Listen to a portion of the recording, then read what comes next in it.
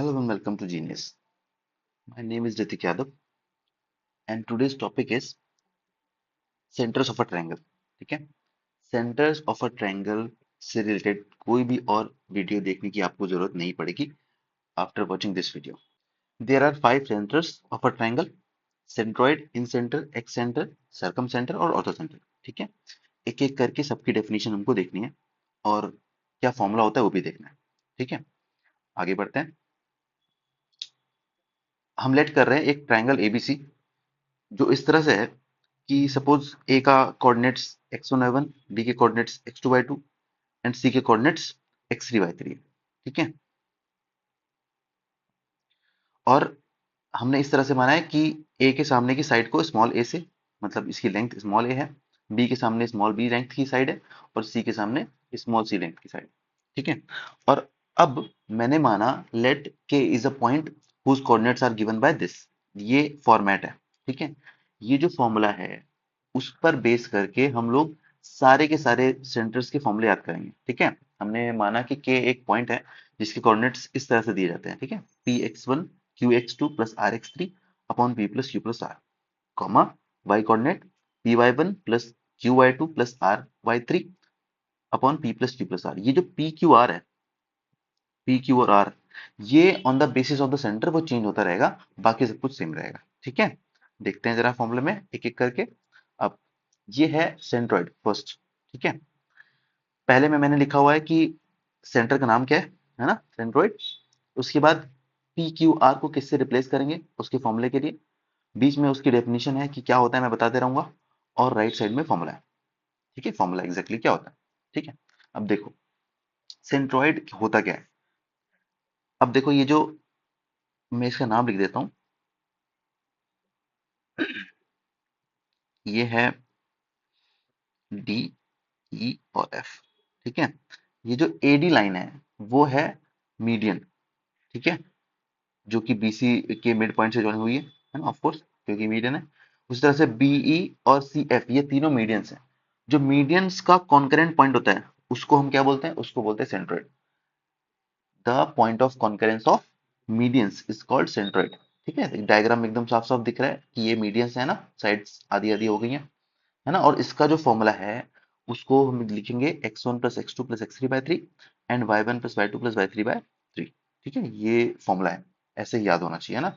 अब हमने क्या किया था, पी क्यू आर को 1 1 1 पुट कर दिया तो नीचे 1 + 1 + 1 3 हो गया, है ना. इस तरह से हो गया. ठीक है? नेक्स्ट है इन सेंटर. ठीक है? इन सेंटर क्या होता है. इन सेंटर, अभी हम क्या करने जा रहे हैं, इस ट्रायंगल एबीसी के एंगल बाइसेक्टर्स ड्रॉ करेंगे. ठीक है? तीन एंगल्स होते हैं ए बी सी, है ना. तीनों के एंगल बाइसेक्टर्स देखो, ए का एंगल बाइसेक्टर ये रहा रेड कलर में, है ना. बी का एंगल बाइसेक्टर ये येलो कलर में, और सी का एंगल बाइसेक्टर ग्रीन कलर में. तीनों एंगल बाइसेक्टर्स कॉन्करेंट होते हैं. ठीक है? पहली बात, इस कॉन्करेंट पॉइंट को बोलते हैं इन सेंटर. ठीक है? इस इन सेंटर के फॉर्मूले के लिए हम लोग पी क्यू आर को स्मॉल ए स्मॉल बी स्मॉल सी से रिप्लेस करेंगे. ठीक है? स्मॉल ए क्या था याद है, स्मॉल ए था the side of the length of the side opposite to A. ठीक है? और ये स्मॉल बी कौन है, length of the side opposite to B. ठीक है?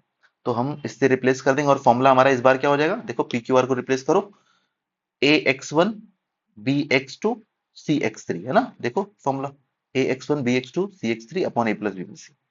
ठीक है? ये है formula of incentre. Okay, ये डेफिनेशन हो गई. यहाँ पे है ना, डेफिनेशन याद करना बहुत जरूरी है. एंगल बाइसेक्टर्स का कॉन्करेंट पॉइंट होता है. Okay, now circum centre. Circum centre पहले होता क्या है, मिडिल में देखेंगे डेफिनेशन पहले, है ना. कि क्या है, सर्कम सेंटर होता है कि अगर मैंने, अब जरा देखो डायग्राम में ध्यान से देखो, बीसी एक साइड है. ठीक है? इस ट्रायंगल की मैंने उसको बाइसेक्ट भी किया है, और उसका देखो यहाँ पे परपेंडिकुलर का साइन बना हुआ है इधर, है ना, इस तरफ. इसका मतलब मैंने क्या किया होगा, परपेंडिकुलर बाइसेक्टर खींचा होगा. ठीक है? और सेम येलो कलर में देखो, ए सी साइड का परपेंडिकुलर बाइसेक्टर, यहाँ पे भी परपेंडिकुलर बाइसेक्टर. तो the point of concurrence of perpendicular bisectors of a triangle, उसको हम क्या बोलते हैं, उसको बोलते हैं सर्कम सेंटर. इस बार अगर फॉर्मूला चाहिए तो पी क्यू आर को sine two A sine two B sine two C से रिप्लेस करना पड़ेगा, और फॉर्मूला रहा ये, है ना, X one sine two A X two sine two B X three sine two C upon sine two A, sine two B, sine two C. यहां पर मैंने ए पी क्यू आर को sine two A, sine two B, sine two C से replace किया है। Okay, I hope definition इसकी clear है circumcentre की। Okay, next orthocentre. ठीक है, ऑर्थो सेंटर क्या होता है, यहां पर जरा ध्यान दो। मैंने इस वर्टेक्स से, इस वाले ए वर्टेक्स से ऑपोजिट साइड पर परपेंडिकुलर ड्रॉ किया। दिस रेड कलर लाइन, ये कौन है, ये अल्टीट्यूड है। ठीक है, इसका मतलब हमने जो है ए सी साइड पर भी क्या ड्रॉ किया होगा, अल्टीट्यूड। ठीक है, और सिमिलरली ए बी साइड पर भी एल्टीट्यूड ड्रॉ किया गया है। ठीक है, और इन तीनों एल्टीट्यूड्स को हम देख रहे हैं कि ये कॉन्करेंट है, और इसी कॉन्करेंट पॉइंट को क्या बोलते हैं, ऑर्थो सेंटर बोलते हैं। ठीक है, इस ऑर्थो सेंटर को एच से दिखाते हैं। मैं ये चीज रिमाइंड कराना भूल गया, है ना, एक एक करके देखते हैं। जो सेंट्रोइड होता है उसको जी से दिखाते हैं जनरली, इन सेंटर को आई से, सरकम सेंटर को ओ से। ठीक है, और ऑर्थो सेंटर को एच से डिनोट करते हैं। ठीक है, अच्छा, इस एच का फॉर्मूला क्या है, अगर मैं पी क्यू आर को टेन ए, टेन बी और टेन सी से रिप्लेस कर दूंगा तो फॉर्मूला बनेगा X one tan A plus X two ten B plus X three ten C, और फिर tan A plus ten B plus ten C नीचे। सिमिलरली वाई कोऑर्डिनेट भी ऐसे होगा, Y one tan A, Y two, यहाँ पे देखो थोड़ी सी गलती हो गई है, ये वाई वाई टू होना चाहिए, है ना, ये वाई टू है। ठीक है, तो Y two ten B plus Y three ten C upon ten A plus ten B plus ten C. ठीक है, ये फॉर्मूला है। ओके, अब आते हैं एक्स सेंटर पर। ठीक है, एक्स सेंटर थोड़ा सा अलग है ना। सबसे पहले क्या है कि पहली बात तो ये जो एक्स सेंटर है वो ट्रायंगल के हमेशा बाहर होगा। ठीक है, इसमें होता क्या है कि हमने किसी दो, जैसे सी का एक्सटर्नल एंगल देख लो आप, एसी साइड को एक्सटेंड करा हमने, है ना, एसी साइड को एक्सटेंड करा और ये ग्रीन लाइन खींच दी। उसी तरह से ए बी साइड को एक्सटेंड करा, ये ग्रीन लाइन खींच दी। उसके बाद हमने इन एंगल बाइसेक्टर्स को ड्रॉ किया है ना, इस ग्रीन लाइन में आप देखो, ये है एंगल सी के एक्सटर्नल पार्ट का एंगल बाइसेक्टर, यहाँ पर भी एक्सटर्नल एंगल ऑफ बी को एंगल बाइसेक्टर हमने खींचा है रेड कलर में, और इन दोनों को कॉन्करेंस पॉइंट जो मिला है उसको हम बोलते हैं एक्स सेंटर, जो कि अपोजिट है वर्टेक्स ए के। ठीक है, इसको हम आई वन से डिनोट करते हैं। इस केस में क्या करेंगे, इस केस में हम लोग पी को माइनस ए से, क्योंकि है ना, ये देखो, ये ए के अपोजिट है ना, तो जिस भी वर्टेक्स के अपोजिट होगा उस वाली साइड को नेगेटिव कर देंगे, ऐसे याद रखो। ठीक है, जैसे ए के अपोजिट है तो ए के सामने कौन सी साइड होती है, स्मॉल ए होता है ना, तो स्मॉल ए को माइनस में कर देंगे।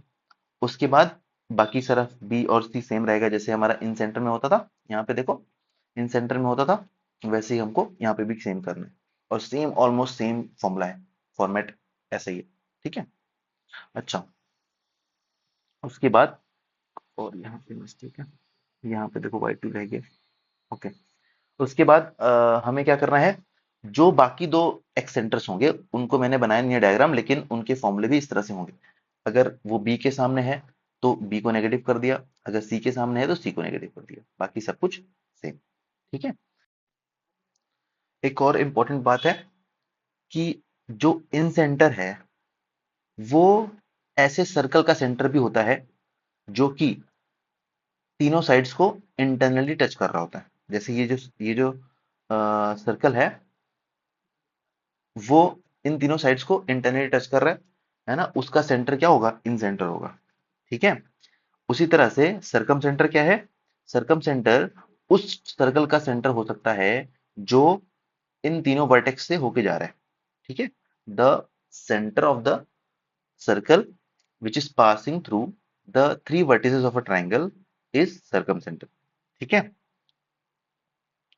तो ये हो गया। और उसके बाद एक्स सेंटर क्या होता है, एक्स सेंटर उस सर्कल का सेंटर है जो जो तीनों साइड्स को टच करेगा।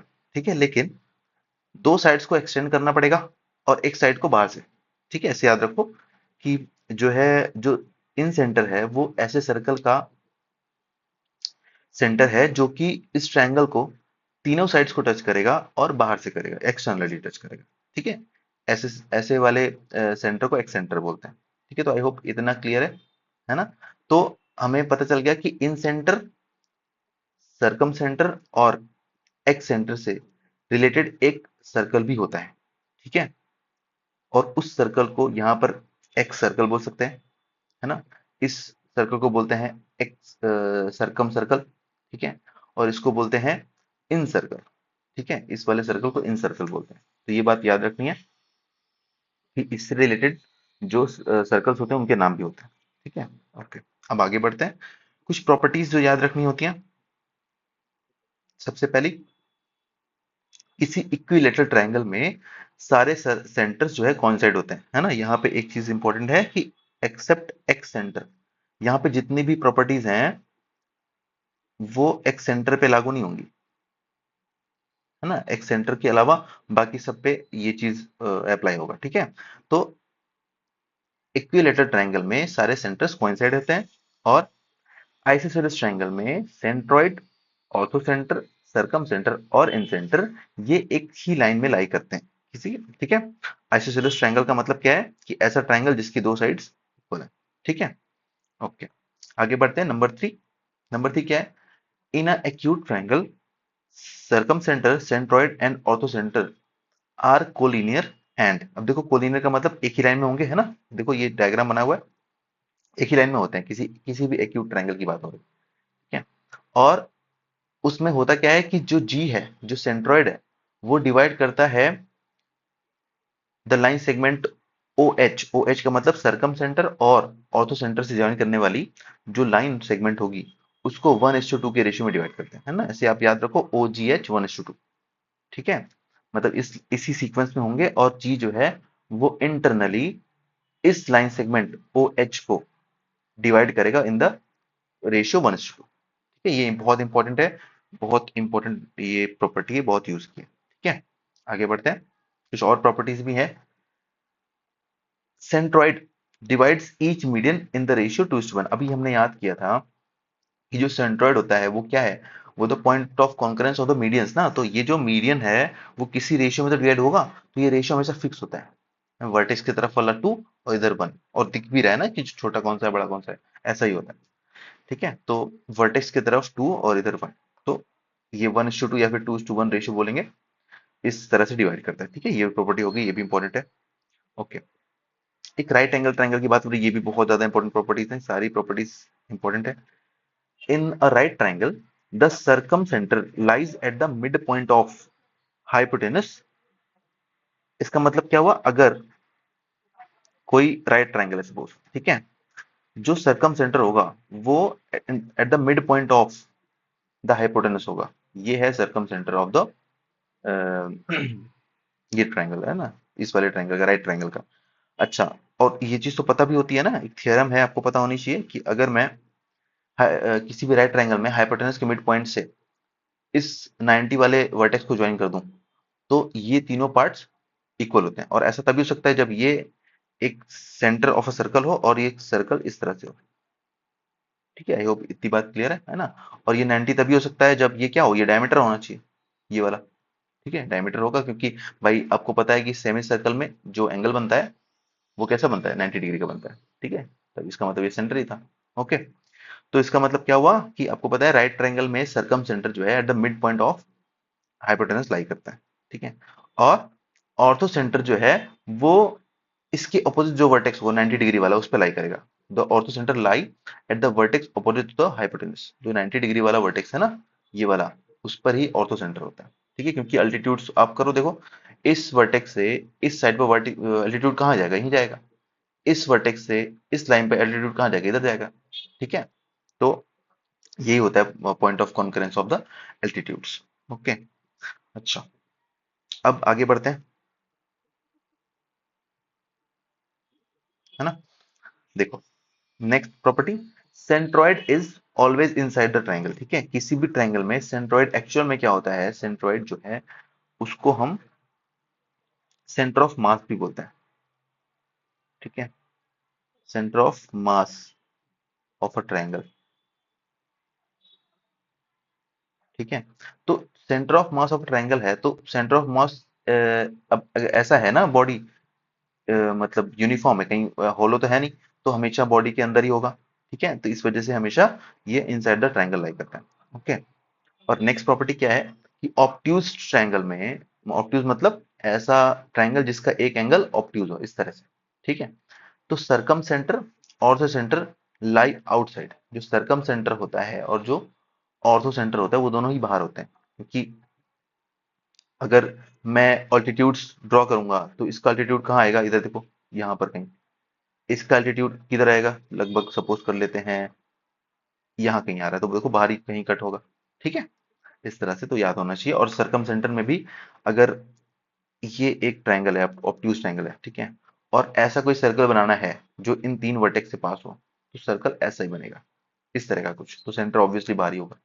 ठीक है, तो ये चीज याद होना चाहिए। ओके, तो फिलहाल इस वीडियो में इतना ही।